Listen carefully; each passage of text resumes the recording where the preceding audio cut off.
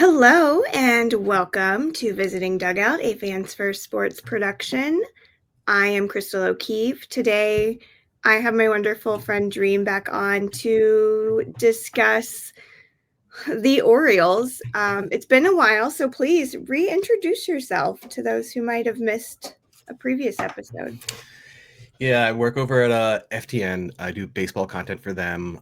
Big Orioles fan. It's been a lot more fun the last couple of years. Having to readjust to losing has been a little tough on me, but probably a lot tougher on the rest of the fan base. But yeah, I'm happy to be on here with you again. Yes, thank you. So, what's new in Baltimore?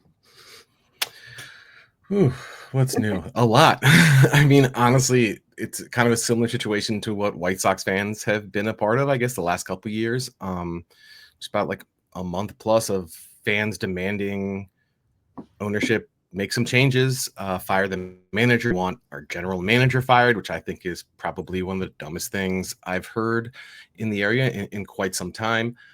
Honestly, I hope fans kind of learned a little bit with firing Brandon Hyde. It's like the team lost like their next like 4 games or something like that. Like you might not be happy with who's in charge, but it doesn't mean they have someone that's better or more prepared behind them. Tony Mansolino seems like an awesome guy, honestly. He's like, if you read his quotes, it's like, it's rare for a manager to be brutally honest, especially about their shortcomings and what they're not prepared for. But he's totally been that guy. And like, I really respect him for it. It's kind of clear that like he's not ready for the job. I don't even know if he wanted the job, to be honest. But we're kind of stuck with him. He's learning as he goes, and hopefully he kind of just won't repeat some of the same mistakes that we've seen over his first couple games.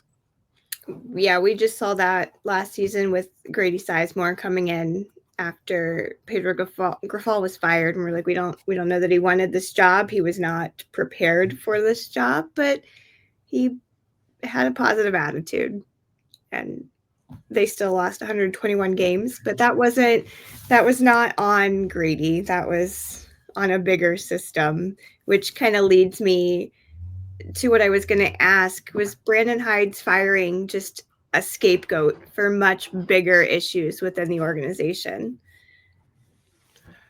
Clearly, yes, right? Like, I get that it kind of had to be done. It's not that I think that Brandon Hyde was an incredible manager. The guys liked him. I do like how the current manager defends his players and seems like what he cares about most, which is what you need. But it was clearly just a scapegoat situation. People have been asking for him to be fired for well over a month. I kind of thought that it wouldn't happen unless this continued for, I guess, as long as it did. So I don't necessarily disagree with the firing. I don't agree with it. I'm kind of indifferent towards it. I think Hyde was a good guy to get us here. But again, like you don't have someone behind him who's better than him or even prepared for the job. So it's just totally just a scapegoat situation. Not really totally fair to Mansolini or the Orioles players, but they're professionals and the other guy got to keep going. So thinking back to the off season, how would you rate what the Orioles did? I can't talk. Did they meet any of the demands that were really needed on the field, or was it kind of a missed opportunity? Honestly, I think it was a missed opportunity. I think the big thing that I'll start with this. I think Elias's biggest mistake was not beating the Red Sox package for Crochet. Like, especially given the Orioles minor league talent and how they have like no places for these guys to play in the major leagues, you have to consolidate talent. And that was like the clearest, probably easiest path to do that without totally overspending. Going into the offseason and even some of the past couple off seasons, they desperately needed pitching, starting pitching, and right-handed power. Elias didn't really do a good job of securing that. They signed Tyler O'Neill after losing Santander, and he's on the injured list like he's been pretty much every season. I don't really fault him for that. To be honest, I probably give him a bigger break. I love Elias. I think he's the best general manager this franchise has ever had. He's one of the sharpest guys in baseball. But people want to talk about how he didn't go out and sign the big pitcher. There really weren't too many of those guys available. Like Corbin Burns, they offered him 180 million for 4 years. He kind of wanted a fifth year, but it was always pretty clear that he was going to go home to Arizona. You see what the Yankees gave Max Fried. I think he's great. He's not a 1.4 ERA pitcher. I think he'll regress a ton. But even now, if you told me, hey, do you want Max Fried on your team if you have to give him 10 years and like 300 plus million? Not really. I don't think that contract's going to age that well. And I think my biggest difference in my perspective is I thought the Orioles window was bigger or would last a little bit longer than most people. And again, that's the thing. Even with all these blunders that he's made and the 75, 80 million that he spent in the offseason, all of those guys are on 1-year deals except for Tyler O'Neill. So he didn't really put us in a bad situation for the future, and we can try again next year. So we've also got, I wanted to touch on Jackson Holliday because he's been doing a lot better. It looks like he has switched up his mechanics and he's finally kind of become the prince who was promised to the Orioles. So what's new with Jackson? Because I'm so happy that he's like finally up and playing again. I mean, sure. And guys, wanted to give him crap last year. He was like, what, 20 years old? Like he's an actual kid. Like he's going to get carded for beer for the next like 5-6 years. But you meant based on his age. Let's be real.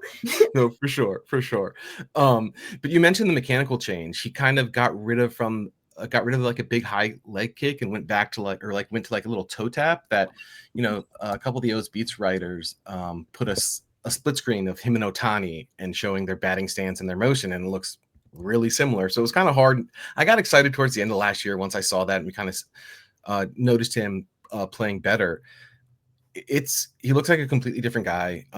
He could potentially live up to the hype, but it's good to see him driving the ball. He's not starting in 0-2 counts. He's not chasing every single curveball in the dirt. He just has like a really good approach. He knows the zone, and he's up there trying to make good contact on the ball. And I think that's one of the things that Tony Manfredini has a positive that he's done is he's moved him up to the top of the lineup, which is necessary. Like, this guy's 20 years old. If we're going to struggle and even fight for a playoff spot, like, I don't want to see him platooning. Just hit him lead off against righties. You can move him a little bit further down the lineup versus a lefty, but like, this guy should be playing every day. And it's been like one of the probably most pleasant surprises or things on the team this year. That's good. So we've seen our now sample size of what the season, and obviously you guys started off with a very rough season. It looks like you're slowly starting to move back into a win column. So how are you feeling so far with what you've seen this season? So just going into the season, I was probably a little bit higher on the pitching staff than most people. I didn't think they would be good. I thought they would be average. And if you take an average pitching staff with a potentially top 5 offense, like, you should be pretty good. Injuries have really hurt them this year, but they are getting, like, Colin Cowser should be back, I think, towards the end of the week. He's finishing his rehab assignment. So I think the offense will see a pretty big boost once Westberg and Cowser come back. And you're right, they are playing a little bit better ball. Getting Zach Eflin back in the rotation was huge for them. We don't know when Grayson Rodriguez is coming back, and that's pretty significant for the rotation. So now at this point in the season, I'm like, okay, our offense should be pretty good, especially when we get our guys back. I think they're going to have to carry the pitching staff. And like, I think the pitching staff, it's pretty clear now that they're probably going to finish in the bottom third of the league. I just hope not like the bottom 3. Right now they have, I think, the worst ERA in baseball, right up there with like the Rockies. Like, even the White Sox are better than them, which I don't think is anything we expected. But I think they should be scoring a lot more runs, especially when they get healthy. And it's going to be one of those things where they're going to have to win a lot of games, like 8-5, 8-6, and 7-5, and things like that. Yeah, I never thought anybody would top 2024 White Sox with pitching, ERA, and just in general. And now I'm thankful for the Rockies for stepping in that role. And White Sox pitching, and we'll get into it here after the break. White Sox pitching obviously has been a lot better than I think anyone ever expected. I mean, we currently have a Rule 5 draft kid coming in who was pitching in the finale against the Mets, who has been lights out, absolutely incredible. And nobody expects the White Sox to do good. Nobody expects a Rule 5 draft to come in and be incredible on the mound. And yet here we are in this very strange predicament where we have excellent pitching and no one hitting the ball. So Woof. No, but you mentioned, I mean, Shane Smith, like I was looking at his numbers earlier today, like he looks pretty solid. I think the cool thing about the White Sox is you guys don't, it's like you have a bunch of young guys except for Hauser. It's Hauser. I think I just said Hauser, Yeah. who's been lights out. It's not like you guys are trying to get by with like a bunch of 28 and 29-year-olds or quad A guys. Like you guys got some young talent that's like a little bit, it's kind of exciting, at least something to look forward to. And then some minor league talent that should be coming up pretty soon as well. So you guys are in a much different situation, I feel like, than years past, where you're like not necessarily underachieving, but like no, there's just nothing to get excited about. No. All right, well, we'll take a very quick break and then we will come back and talk about this series, I guess. All right, welcome back. So, playing the Orioles in Baltimore. As far as the pitching matchup goes, you will see Sean Burke, who has been very good. He was our opening day starter after all. Davis Martin, who I am very big on the Davis Martin hype train. We talk about this in the Southside Sox Slack constantly. There are like three of us who think he is the second coming of Jesus. And then Adrian Hauser, who has been really good in his 2 games now for the White Sox, because he came in one day, played a couple hours later, and won that game. So he's been really impressive, and he randomly showed up against the Mets and played very well against his former team, who cut him because he was so terrible. So that's been interesting. But what can you tell me about what we might expect from the Orioles this round? Do you have the Orioles projected starters? No, they're still not listed as of 2 minutes before we started recording. That's just absolutely brutal. Okay, let me see who's. I think it's Pavic today. Let me pull up the Orioles roster resource really quickly just to get a better idea. Yeah. The series starts on Friday. It does. Okay, I mean, man. All right, so if it's Pavic today, that means probably Eflin tomorrow, and then Kramer, Morton, Sugano. Kramer was a guy who really overachieved last year. He's like average at best. He's kind of regressed some and actually been a little bit unlucky this year, but like he's just a guy. Like I'm not going to get too excited about him or too down on him. Sugano's a 35-year-old they signed from I believe Japan, and he shows a ton of negative regression. It's one of those things that, like, since he doesn't get any strikeouts or any whiffs, like more of the advanced metrics expect him to kind of regress is what, like, I think he has an ERA under 3 or something like that. He throws a bunch of different pitches. He has great control, but he's just not going to blow anyone away. So he's solid. He's been our best pitcher, surprisingly. And he's really pitched above expectations. Charlie Morton, what is he, like a 40 years old at this point? He's not as bad as he was to start the season. They threw him out of the bullpen a couple times, and he's looked a little bit better. Strikeout stuff seems to be coming back some. He's actually 41. But again, he's a guy that, like, best case scenario is like what, he's slightly below average. So basically all these guys except Sugano, I mean, I think they'll want to get 6 out of Sugano and probably Kramer, and then just hope Morton gives them like 5 and only allows like 3 runs or less. It's not a positive outlook. And then you have like the bullpen that's just been overused since like day one pretty much, and they're not performing that well either. So there should be some run scoring in this series. That's brutal for you guys. Like, I can't. I was just making this note about the bullpen, and I obviously haven't seen a ton of Orioles games. I've just been kind of catching highlights. And again, like we talked about before we started recording, just kind of tracking guys that we really like. So I've been tracking what Jackson Holliday's been doing. I did not realize how dire your pitching has really been this season. I mean, again, like we could have done more in the offseason, but then the injuries have just been like really hurting them. Really specifically on the pitching side. And like these guys are talented, but they've also been like performing like almost at the worst that you could have expected at this point. Like they're all just doing like Yeah, like Sugano's overperforming, but the other guys have been like a little bit unlucky, and they're just no, like they're not as bad as the stats indicate. But then again, we're what? It's almost June. Like at this point, it's like you are who you are almost. Like you can expect some positive regression out of these guys, especially the ones that are getting healthier. But this is just kind of who we are at this point. Like best case scenario again is like a bottom third pitching staff. Yeah. Here's looking up Charlie Morton, and he is 1-7 with an ERA just over 7. And he's been better lately. A million years. What's that? He has really been playing for a million years, hasn't he? Yeah, no, and he's an easy guy to root for. Honestly, a lot of the quotes he comes out with, like, I want him to. I think he should be a coach on the staff. Maybe not necessarily a guy that's out there every fifth day.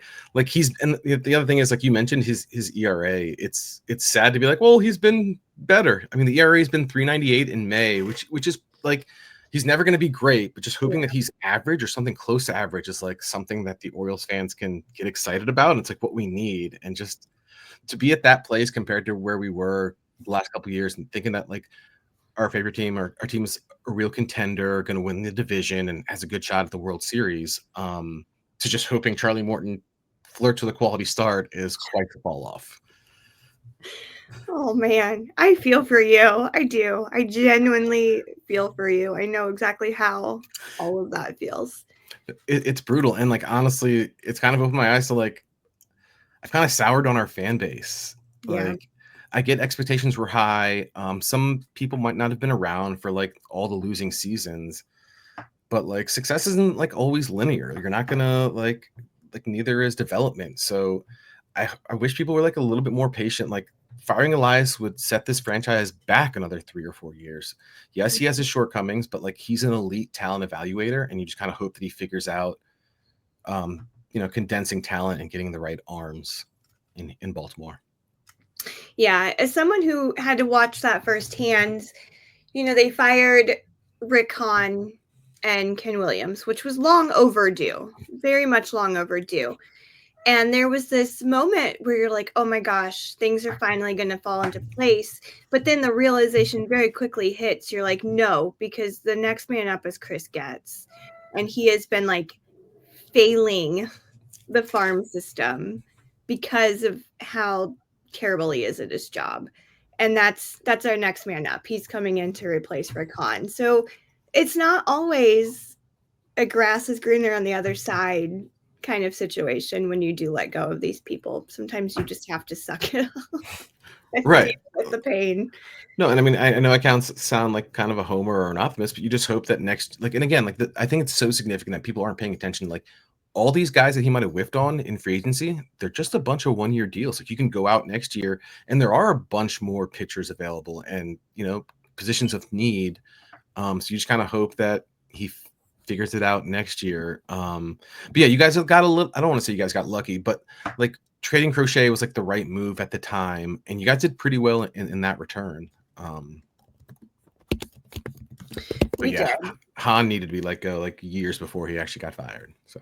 Well, it was always funny because he made the comment about how he would always step down if he had realized that he was no longer what the White Sox needed. And then they just got worse and worse. And Tony La Russa came in, and it was a nightmare situation for everyone involved, fans, team, everything. And he never stepped down. He had to be fired. So he's a liar. I mean, yeah, and that's like a really good point that you bring up. It's like the White Sox kind of went through, hopefully not like totally similar to what the Orioles fans are currently going through, but you guys went from like contenders to being like, hey, like we're legit. Like we should win the division. Hopefully we go kind of deep in the playoff, to just like falling off a cliff. And then it's hard for fans. I get it, especially, when expectations are so high. But like at the same time, it's like maybe you want to blame Gunnar for kind of struggling, or Adley Rutschman for like the last like 162 games now, his numbers. Like, stop pointing the finger at our general manager that has put together, like, yes, he has his flaws. He's put together a pretty crappy pitching staff, but the hitting side is not living up to their expectations, and that's not always on the front office. Yeah, we've noticed that. I mean, Luis Robert Jr. has been abysmal at best to watch at bat. And that's unfortunate because, that's like our franchise player, and to watch him just kind of really sink to the bottom and not do anything. Like, great, you're robbing home runs. That's awesome. That's amazing. But if the only way we're scoring is a sac fly from Luis Robert Jr., then there are really big issues that are not being addressed very clearly. And today, he's sitting again against the Mets. Michael A. Taylor is going to be in center field, which is just as bad. Michael A. Taylor is just maybe a little bit faster than Luis Robert Jr. So there are some issues that desperately need to be addressed, and he is not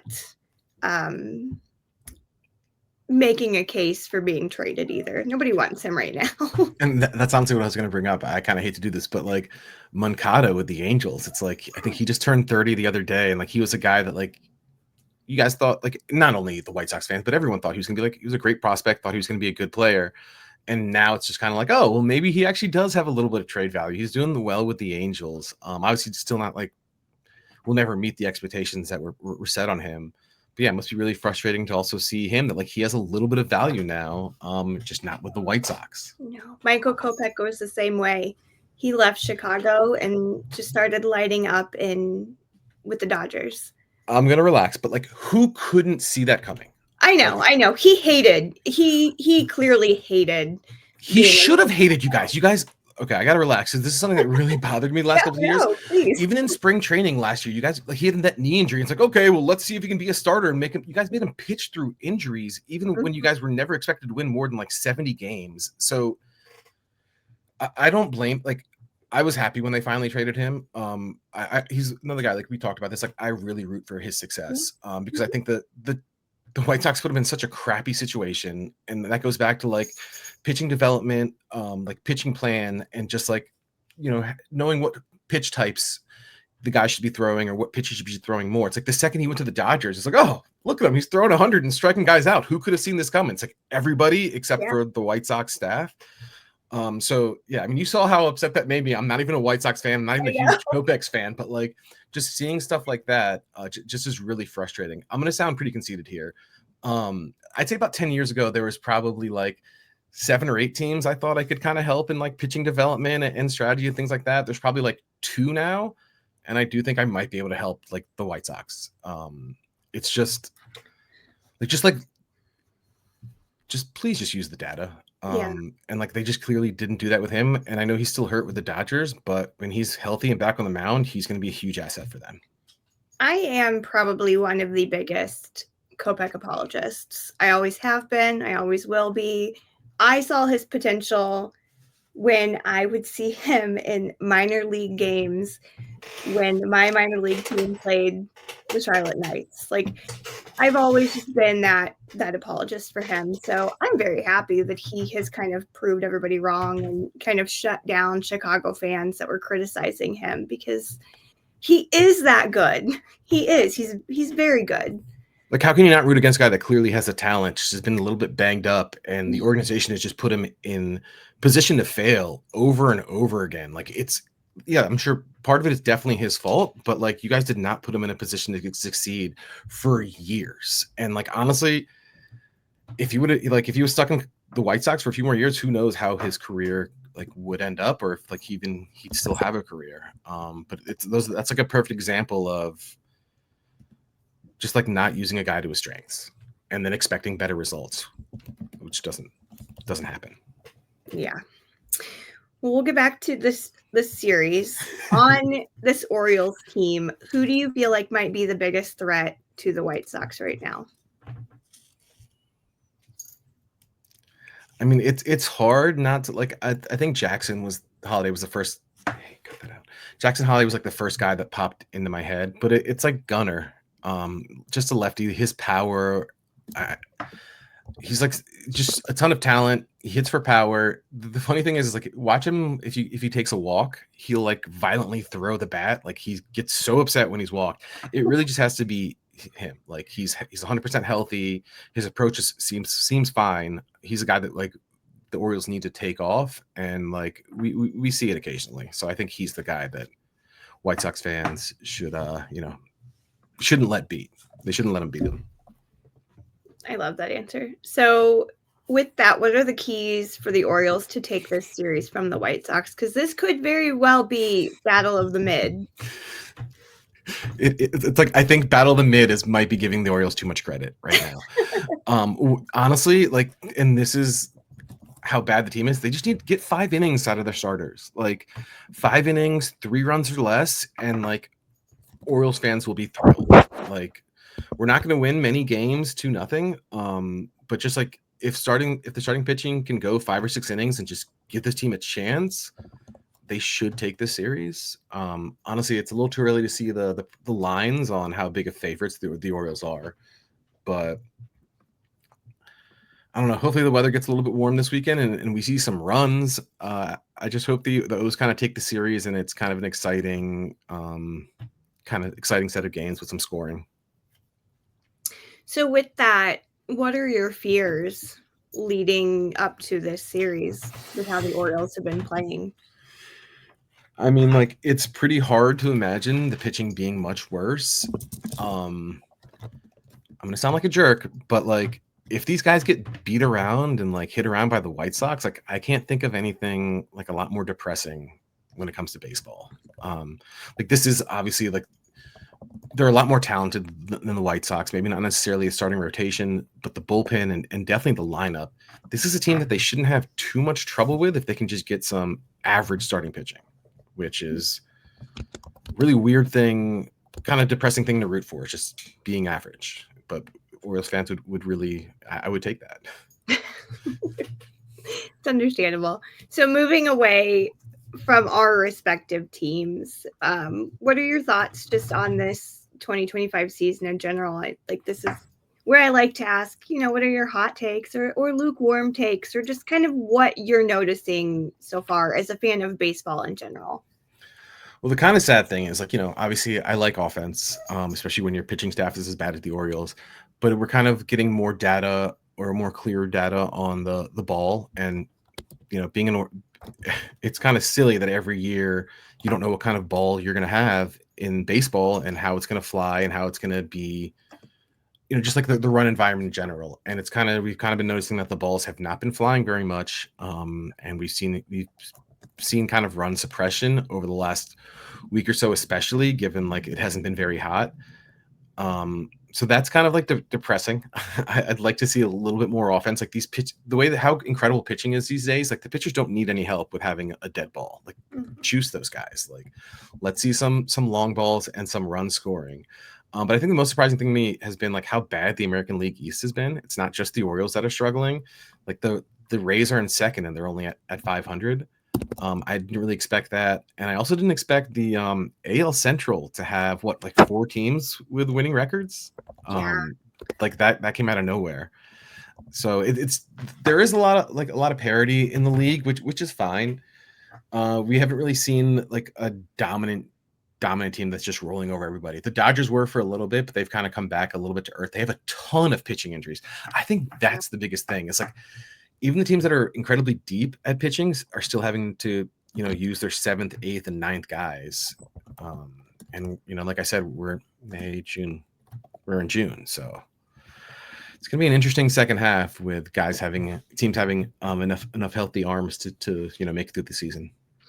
I did just see when the Dodgers were playing the Mets very recently that Shohei was doing some pitching reps. So who knows if they are that dire to get some pitching back. And that's a crazy thing, right? We're talking about the team that every fan and every person was like so upset with in the offseason for spending all this money and getting everybody that they wanted. Look how desperate that they are for like starting pitching at this point, right? Like, it just shows you kind of like where the league is. So it's not just like the Orioles. And like, when you look at the White Sox, like, they're not actually in horrible shape. Like, they have a rotation of like some fairly young guys that are talented, with some upside. That's not really common right now across the league. The White Sox also lost a ton of starting pitching at the beginning of this season. They had 6 pitchers go down for Tommy John, like during the spring break period. 6 different pitchers were like, oh, we're out now. And then they lost Martin Perez. He doesn't need Tommy John at this point, but he's probably out for the rest of the season. And he was kind of the veteran that I was looking forward to the most because he is consistent, and I was terrified of no consistency when he was gone. Thankfully, the young guys have been able to stay consistent, stay good, not allow huge blowouts at least, but we lost a ton of pitching, and I it actually was so forgot about Martin Perez, because when yeah. you guys, like, I know this is not like an exciting signing, but when you guys signed him, I was like, oh, like he's someone that I can bet on to record more than like 17 outs or to go 6 innings or 5+ innings every game. He's like a solid vet who's like, brings a lot like to the table in terms of just like pitching knowledge and helping his teammates. Again, easy guy to root for, and I was kind of bummed when he went down, because I would love to see him make 28 starts this year and be kind of around league average, but to like be the guy that the White Sox could count on to go out there and throw like 5+ innings every time. Well, thankfully, he imparted some wisdom on the youths. I feel like I'm a new girl when I say that word every time, but thankfully he has imparted some wisdom because, like I had mentioned earlier, Davis Martin has been excellent. Shane Smith has been excellent. Like we're seeing these younger pitchers performing really well under what feels like extreme crazy circumstance, and coming into a season where the expectations are so unbelievably low. They have kept the White Sox from just completely pissing away this season. Right. It's been the bullpen. And like, honestly, that's been blowing all the games for you. And like, sound like a jerk again. That's like a step up from last year. Like, instead of losing like 11-0 or 10-2 every time, it's like, hey, at least we're winning for part of the game. And then honestly, like, you're seeing a little bit of that with the Orioles too. When they do get some solid starting pitching, like the bullpen's just so overused, and it's like they have to cover 4 innings a night. Like, they're gonna blow some leads too. And we saw that last night. So yeah, it's frustrating, but again, like you said, like what all these guys are, yeah, I mean, 3 of them are 25 or younger. So I mean, like, that's exciting, and like they're already like, maybe they're pitching a little bit above their heads, but it's not like they're extremely lucky. Like, you actually see like they have a high floor, which is good after what the White Sox have been going through the last few years. There's been a lot of growth, even just since spring training. There's been a lot of growth. I've seen it, especially, and Jonathan Cannon is probably a terrible example right now because he got rocked in the first inning yesterday. But he had been performing very well. He had been a pretty solid pitcher who you can normally get a good 5-6 innings out of and not really worry about him too much. Maybe sometimes he needs an opener for an inning, because I think he just kind of gets these first inning yips, and he's young. I get it, but I can't complain too much about the starting pitching, which is not something I was expecting going into this season. No, I mean, and then like, I know you guys missed Thorpe. It was kind of like I was kind of wanted to see what you had with him. But yeah, I mean, again, like, and that's the other thing. In most seasons, I've been kind of looking forward to betting against whoever some of these horrible White Sox starters are. There's not really too many guys that like I'm targeting at this point, which again is a step in the right direction. Yes. Yeah, oh man, I shouldn't have looked this up. Yeah, Cannon has an ERA of 8 in the first inning. Yeah, he has very brutal first innings, and then he completely settles in. But again, when you're going against Pete Alonso, who's gonna mash, right? You got to expect it.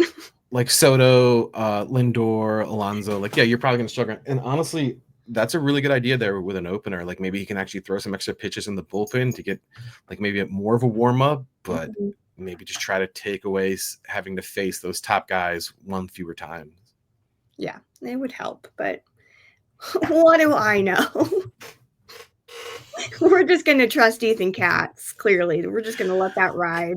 And frankly, I really like Katz. I think he's actually a pretty sharp guy. That I've been a little disappointed in him the last couple years. But honestly, I do wonder if that's like organizational like instructions and not really him doing what he thinks is best. And maybe I try to give him a little too much credit, but I kind of want to blame the front office and not necessarily him for the last couple of years. when in doubt, always blame White Sox front office, because realistically, that's the issue. They're always going to be the issue. Well, that's what I've got for you. So thank you so much for joining me again. Will you please just let people know where they can find you? Yeah, I'm MLB Dream on Twitter. Haven't been posting as much betting content lately, but I should get back to posting some free stuff on there. And I'm just always happy to talk baseball. So thanks for having me on. And hopefully, the next time our teams face off, we can say more positive things about our favorite teams. Best of luck in this mid-off that we're going to be able to watch. Yeah, again, thank you so much. It's been wonderful.